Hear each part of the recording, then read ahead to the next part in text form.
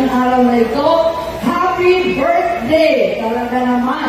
Happy 72nd founding anniversary. Happy 18th Bulawan Festival. Ayan.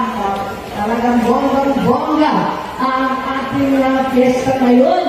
Talagang eto nga. At may ikatulo pa. Ang ikatulo, Happy Women's Day. Happy Women's Month. Talaga naman, women empowerment mula sa gobernador hanggang sa ating lahat. Palakpakan ng mga babae sa buhay natin. Lola, nanay, asawa, anak, apo pa. Ayan. Ngayon, grabe ko mo. Pero talaga naman, akong dugma ni mo dito na ay latik pero walay sagol ati. Ang bihira mo ba itong jokes na itong taga Davao del Oro?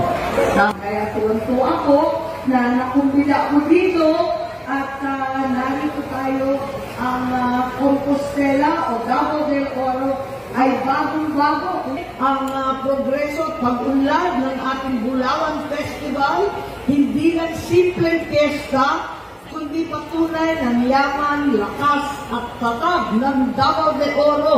Masyadong umaasa na lamang dahil ang sabi na sa hirap ng buhay. Alam ko ba ninyo, nung bata ako, ang tatay ko pumupunta kami dito dahil ang kanyang ama ang naging gobernador, General